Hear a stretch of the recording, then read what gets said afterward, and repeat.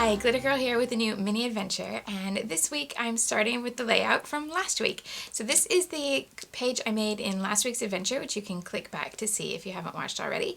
And today I'm going to make a facing page to go with this in my album. So the two will sit like this, and this one will be 12 by 12, and this one will be a Design A page protector from Project Life. And this all goes together. You've seen a few double page layouts that I've made this way with one 12 by 12 and one pocket already, and a bunch of them go into an album that I'm still working on that's called 40 Weeks, which is essentially a pregnancy album, but has a lot of just everyday life in it as well. Now, sometimes when I'm working in that album, I really want to focus on one story across the double page, and other times I want to capture more of the bits and pieces of the week. So this particular example is one of those more everyday type examples, and I've just taken a whole bunch of photos from my week, and I'm going to put them in chronological order through the pockets and tell all those little stories. So a bit more like a traditional week by week Project Life as we know it. Okay, so, but I do want the pages to coordinate in color and pattern. So I'm going to be using mostly supplies from this Basic Gray Mon Ami line, and let's see how it all comes together. So that's the page that will be to the right. And I've started with some different options for my pockets. Now, I've got some of these, let's see, these two are from the Basic Gray 3x4 cut apart sheet. These are also from the same Basic Gray collection, but they're from the 12 by 12 patterns, and I've just cut 3x4 blocks from them. And then I've used the Becky Higgins corner rounder, adding the rounded corners to this page as well, even though the cards are Basic Gray. So I think I like these a little bit separate, and I'd like to pick up on that floral. Since this floral is going to be over to the right hand side, it'd be nice to have a bit of that floral all the way over to the left. And then I need one for journaling, so I think I'll go with that one. And then with my 4x6, I wanted to bring in some of the Project Life, so I'm using this mini kit, the Flea Market edition by Maggie Holmes, which has 100 cards. And I've used quite a few of those designs in other pages in this particular album. So that's why I wanted it to mix, so that it wouldn't be, when you turn the page, it's no longer the Flea Market collection, and now it's suddenly all Basic Gray. I wanted this page to help blend the two together. So what I did was pick out some of the 4x6 cards that are gray and black to match that gray pattern paper that I used for the background here. So let's see. I don't want to use both of these, I don't think, but I thought it would help to have the option of one or the other. And I like this one. This again is a gray that fades from light to dark, just like the pattern paper with the skyline. So I think I'll put that here, so that's the far side. And then maybe the darkest card down here to anchor it toward the bottom. So that leaves me these for the top. I think I'll just place them both there for the moment and see what I can do. And then maybe better to use the floral in the big card. I think so, yeah. So I had this other option. This is the pattern that I used to mat the photos on the other side. I think I like that best. I'll just leave that for something else.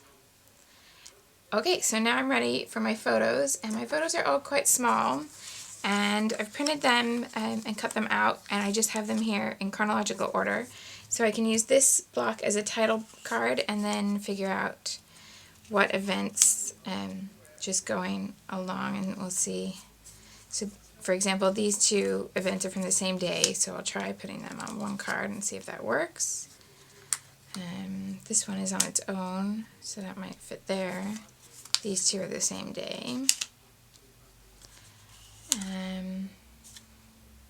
I don't think this one, I think this needs more writing, so maybe put these down here. These two are the same day.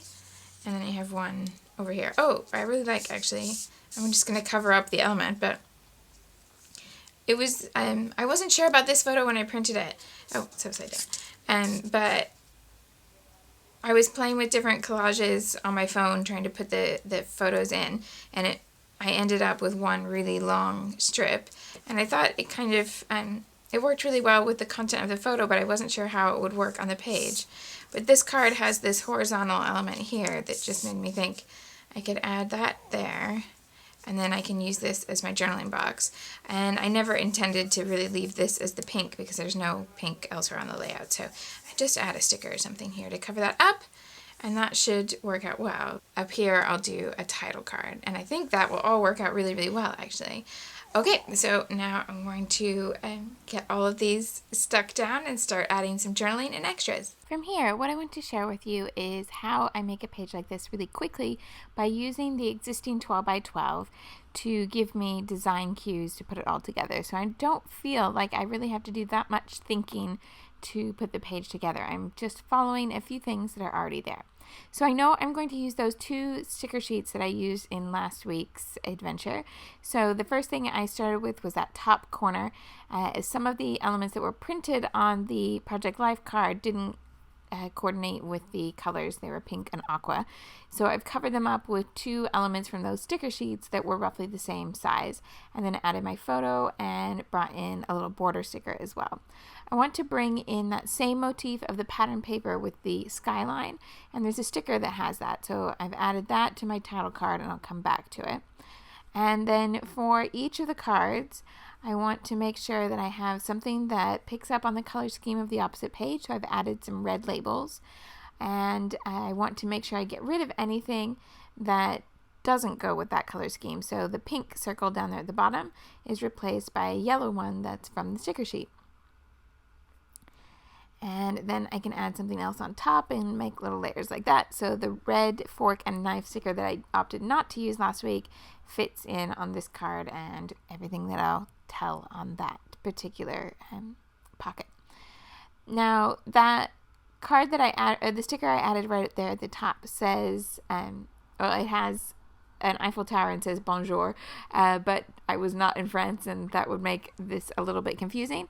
So I've covered that up with another element that coordinates with the other page. That way the flowers will repeat from the title block over on the facing page here, and I've added the rhinestones to the flowers in just the same way. And while I had the rhinestones out, I figured I might as well add that to some border stickers as well. Now, with that border sticker in mind, then I'm going to use that border sticker somewhere else. The bottom corner there seems a good spot. And that's the sort of thing that's helping me make pages like this really quickly.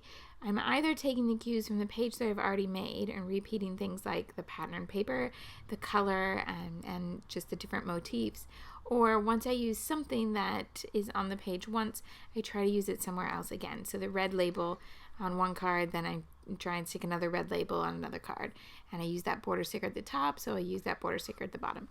And then I get to a point where I'm ready to just start sticking all my photos down. So I've started, and they're all in chronological order. The top right is Monday, and they go through to Sunday at the bottom. And if there's not a good fit, like the 2 photos on that red card, it looked like they were going to fit nicely side by side, but in truth I had just a little bit of space left over, and they didn't work spaced out particularly well. So I added another little bit of paper to bring in a color that wasn't as present here as it is on the facing page, and that's the blue, the dark blue that I used as an accent. So once the photos are all stuck down, then my next thing is to use small letter stickers to add some kind of like a mini title to pretty much each of the blocks, and I use the same little stickers throughout the whole page. Then that takes me to my next step. I have my letter stickers on all the blocks, so I go back with my pen and add the journaling to all the blocks, and then I go back to that title block up there at the top and add in whatever info I wanted. Now there's a number on that sticker with the flowers, but it's not the right number for my 40 weeks album, so I'm just going to add another sticker to cover it up and then use the number stickers so that I have the right number. And pretty much everything is done here, but I decided to add a couple finishing touches. And again, I wanted to look at the existing 12 by 12 page and take my cues from that. So I'm starting with the rhinestones and just adding a few of those around the page so that I have a little bit of sparkle. and then decided this wasn't from the other page, but I had these sat on my desk and they just seemed like a good match. So I added 2 little chipboard stars from an Amy Tangerine thicker set. And then looking for other elements from the 12 by 12 that I can repeat over here. And the wood veneer arrows seemed like a good one. So I'm bringing in 3 of them over here. There's 3 on the other page. So that should be pretty much balanced. It also gives me the opportunity to add a bit more attention to the week number there, because the 39 is pretty small. The last finishing touch is just a little bit of that matching color shine. And this week I challenge you to make a matching page based on something you've already made, and maybe it will go side by side in the album. I'd love to see both your old and new pages in the gallery. So happy scrapping, and I'll see you soon. Thanks for watching. Join us next week for the continuing adventures of Glitter Girl and the ongoing mystery of the scrapbooker behind the mask at twopiesinAbucket.com.